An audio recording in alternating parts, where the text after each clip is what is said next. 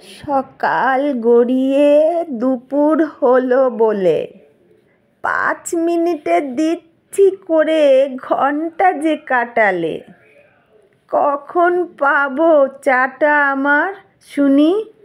ঘড়ির কাঁটার দিকে চেয়ে শুধু যে সময় গুনি। আমুলো যা, কানটা দেখছি একেবারে গেছে। চেঁচিয়ে আমার ধরল যে গলা।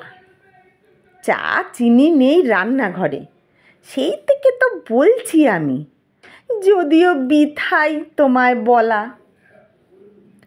এমনই কথা জোটে কপাল মন্দ হলে পরে, মাসকাবারি সব বাজার এনেও চা পেলুম না ভরে।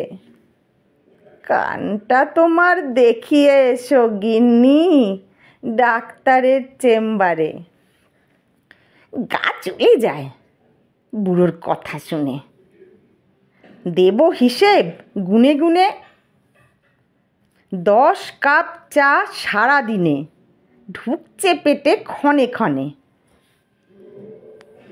খাবার হিসেব তুমি রাখো তোমার কাছে, যাচ্ছি আমি অনেক দূরে, কাজ আমার অনেক আছে। দিচ্ছ খোটা আমায় তুমি সকাল দুপুর সাজে। চাই না কোনো খাবার আমার, চাই না আমার চা। চললাম আমি বহু দূরে, দেরি হয় পাছে। বলতে পারলে এই কথাটা? চোখ দুটো ঝলে ভরে। মরণ কেন হয় না আমার বৃথাই খাটিয়ে সংসারে। আহা গিন্নি, কেন এসব কথা শুনলে লাগে মনে বড় ব্যথা। তুমি আমার একমাত্র ধন, চাই না হারাতে তোমায় আমি। বুকে এসো আমার প্রিয়ে, আমার কাছে তুমি সবার চেয়ে দামি। চাই না আমার চা। খুব হয়েছে সোহাগ, এবার হেথা এসো নেমে।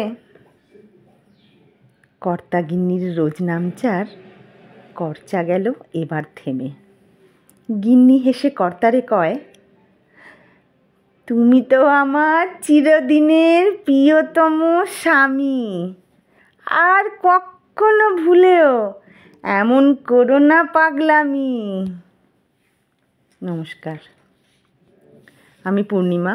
আমার লেখা কর্তা গিন্নির রোজ নামচা এখানেই সমাপ্ত।